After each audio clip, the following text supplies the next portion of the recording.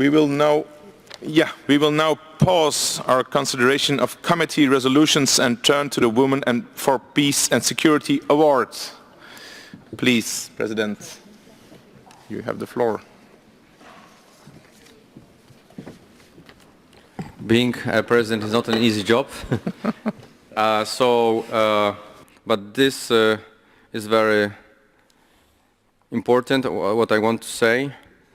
Dear colleagues, the NATO Parliamentary Assembly has a long-standing commitment to the principle that women and men are equal partners in the pursuit of peace and security. Action on this principle in 2021, we created the Women for Peace and Security Award to honor a woman who has made an exceptional contribution to the equal participation of women and men in the field of peace and security, the protection of women in conflict situations and mainstreaming women's needs and perspectives into relief and recovery initiatives in post-conflict countries. The two previous award winners were Honorable Nancy Pelosi, former Speaker of the United States House of Representatives, Ms. Olha Stefanishyna, Deputy Prime Minister for European and Euro-Atlantic Integration of Ukraine, and it is my honor to announce that 2023 winner of NATO Parliamentary Assembly Women for Peace and Security Award is Ms. Sviatlana Tsikhanouskaya, the national leader of Democratic Belarus and the head of country's United Transition Cabinet.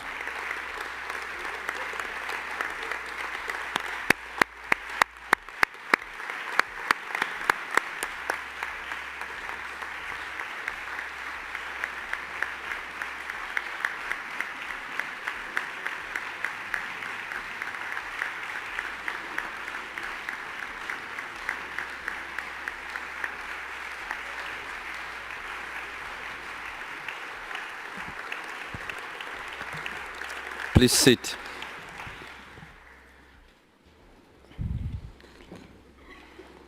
In August 2020, I was present in Minsk as an independent election observer covering the Belarusian presidential election. I observed people entering the polling stations wearing white wristbands showing their support for you, Sviatlana, and Free Democratic Belarus. And I met you, Sviatlana, just after you have voted. I can assure the Assembly that you, Sviatlana, won that election. Madam President-elect, before, during and after the presidential election, you provided an outstanding example of a woman leading on promoting peace and security. And your opposition to Lukashenko regime and your support for democracy provided an outstanding example of courage to men and women alike. This award shows the deep respect for the NATO Parliamentary Assembly has for you, Sviatlana, and your leadership in defending democracy and challenging authoritarianism. You are, of course, also fighting for the liberation of political prisoners detained in Belarus. Those prisoners include your husband, Sergei Tsikhanouskaya, who was subject to arbitrary arrest and detention and then sentenced to 18 years in prison on fake charges. We also think of Maria Kolesnikova. We think about Andrzej Poczobut, Polish journalist and activist, and the many others who are currently serving unjust sentences in Lukashenko's jails because they don't respect the regime. I now invite Ms. Tsikhanouskaya to address this assembly. Sviatlana, the floor is yours.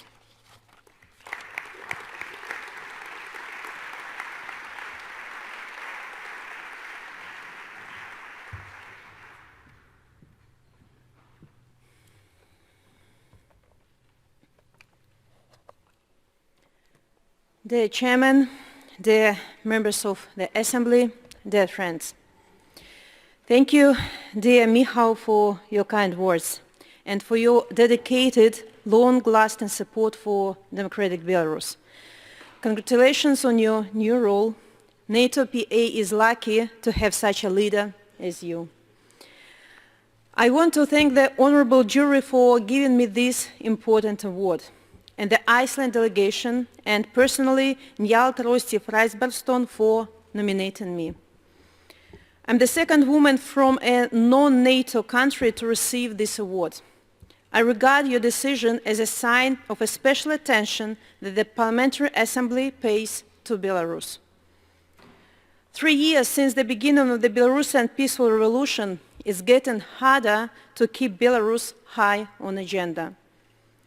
Contrary to the name and the idea of this award, we live in the world full of wars and insecurity.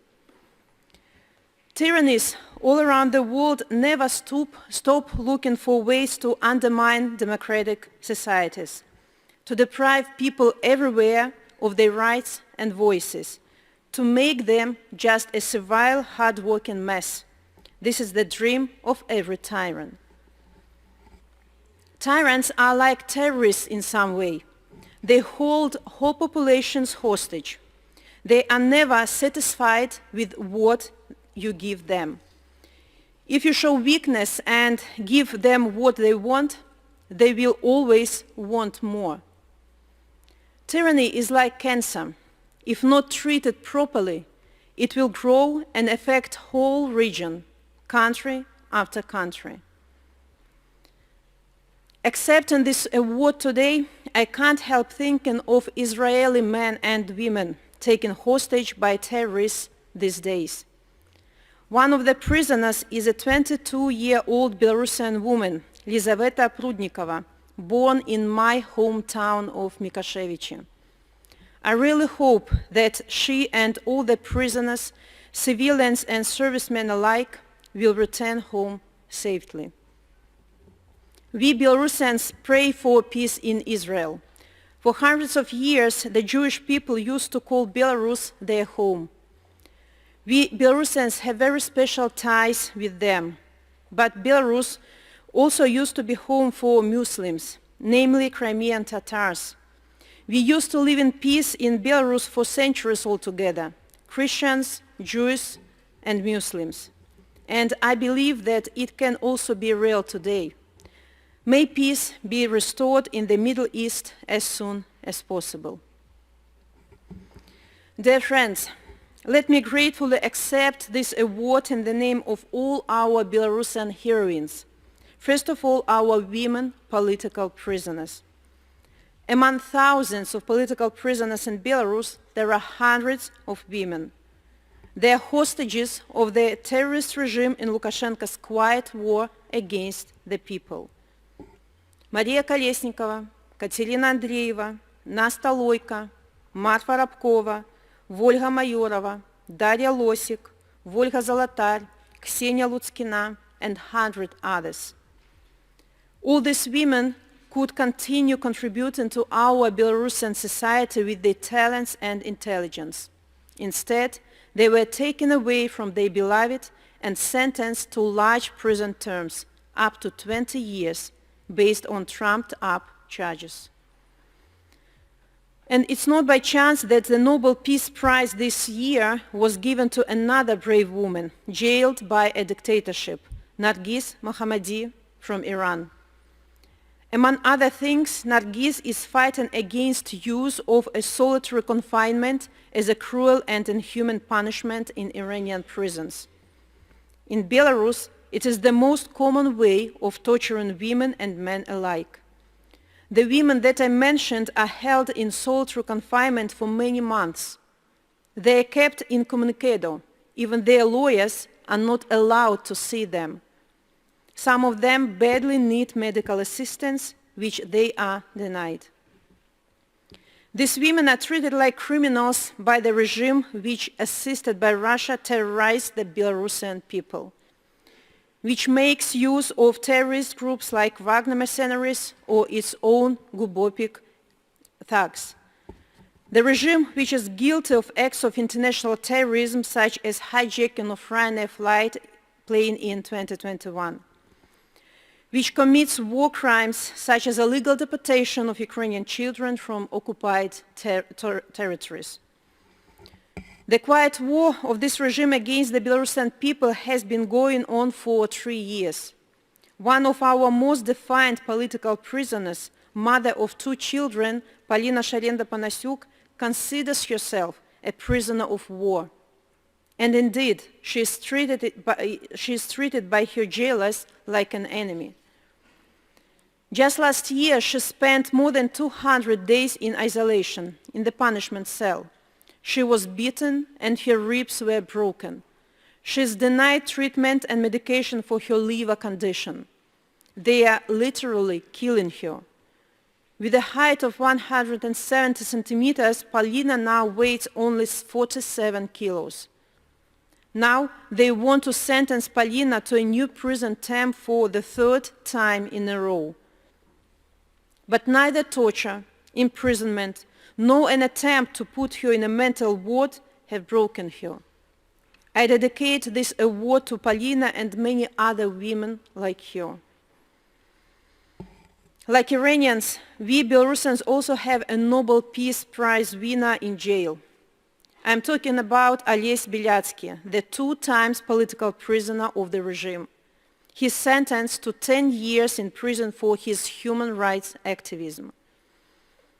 Today, I'd like to greet his wife and my friend Natalia Pinchuk. Natalia, it's your award too. For many years, ever since Ali's participation in the dissent movement in Soviet times, Natalia stood by his side, taking care of him and their son, Adam. She was visiting Ales in jail while it was possible. Now she is waiting for him to come home. Being a political prisoner's wife myself, I know very well what it feels like. When you can't recognize your husband on video from prison because you haven't seen him for years. When they send you a text message with fake news that your husband is dead, trying to break you. There are thousands of women like us in Belarus, and it is their award too. And there are still many more women, hundreds of thousands of them who voted for me, who believe in our victory and who give me strength to go on with my mission. Women like pensioner who called me recently. She told me that she and her female friends hold regular gatherings where they discuss politics and support each other. Aren't you afraid? I asked her. We are simply tired of being afraid, she told me. There are too many of us. They just can't arrest everyone. And it is women like her that I would like to dedicate this award. Dear friends, being raised in the patriarchal Soviet and post-Soviet society, I was taught to put up with many injustice and to give up in many situations. You are a woman. You can't change anything. The world is a cruel place. It's a man's world. With time, I had to learn by myself that it's not true. Today, I know for sure we women can bring about change. We do have the power to make the world a better place. 2 years ago, I was lucky to meet one of my heroines, Madeleine Albright. She said a beautiful phrase that I would like to quote. I was taught to strive not because there were any guarantees of success, but because the act of striving is in itself the only way to keep faith with life. And it reminded me at once my own experience. You know, for years I was trying to rehabilitate my hearing-impaired son. There was no guarantee that rehabilitation would help him, but there was no other choice. We had to keep on trying, just to keep faith with life. There is another famous quote of Madeleine's, which I like very much. There is a special place in hell for women who don't help each other. And I can affirm that she was true to this ideal of female solidarity. It was actually her who advised President Joe Biden to meet me when I came for the first time to Washington, D.C. You know, thinking of Madeleine Albright, I realized her role in shaping international security. She saw NATO not just as a military alliance, but as a pillar of international stability and an engine of democratic process. There cannot be security without democracy. Therefore, a democratic Belarus is a must. Ukraine and actually whole Europe will not be safe if Belarus remains in Russia's claws. To support Belarusian resistance is of key importance. Today, the very existence of Belarus is at stake. Putin doesn't see either Belarus nor Ukraine as independent states. His aim is to subjugate and colonize. In Ukraine, Russia does it with tanks and missiles. In Belarus, it does it through political and economical domination and Russification. The fates of Belarus and Ukraine are intertwined. Without Belarus, Russia's war against Ukraine becomes pointless. If our revolution succeeded in 2020, the war would probably never have started. This is why Putin holds his grip on Belarus so strongly, and this is why Putin supports Lukashenko so much. Today, our resistance went underground, but it's not sleeping. People keep their spirit alive. In spite of police terror, they continue to gather illegally. Only last year, there were at least 375 acts of peaceful protest in Belarus. Last week, Belarusian railway partisans have blown up the railway track section used by Russian military. The Belarusian society hasn't changed its opinion since 2020. Despite all the propaganda, police terror, presence of Russian troops, Belarusians prepare for new window of opportunity. Belarus can be a success story, but we have to give people hope. Such hope is a European perspective for Belarus as an alternative to the Russian world. In August, we Belarusian democratic forces declared that our ultimate goal for Belarus is membership in European Union. But Belarusians also want to hear from you that Europe's door is open to Belarus, and it will not be given as consolation prize for Putin. Dear parliamentarians, I ask you to support our movement for freedom. Join the Group for Democratic Belarus in your parliaments. Become godparents for political prisoners. Also, as parliamentarians, you can demand more decisive steps from your government vis-à-vis Belarus. Demand the tribunal not only against Putin, but also Lukashenko. He has a long record of crimes. While increasing sanctions on the regime, increase assistance to democratic forces. And remember that helping Belarusian people to fight is not charity. It's investment in the security and democratic future of the whole Europe. Provide a safe haven to exiled Belarusians in your country. Last month, the regime deprived Belarusian people in exile of passports. Hundreds of thousands can become de facto stateless. Very soon we plan to issue our own passports to them, as Baltic states were doing during the Soviet occupation. And I ask your parliaments to endorse this initiative. And finally, let's help Ukraine to win this war. Victory of Ukraine will be the ultimate defeat of Putin and Lukashenko. Many Belarusians fight for Ukraine's freedom as I speak. Many of them gave their lives in this fight, because we understand that it's not just their fight, it is our common fight for freedom. Dear friends, we have a long road ahead of us, so let's walk this road to freedom together. For us Belarusians, walking this road is in itself the only way to keep faith with life. Thank you very much.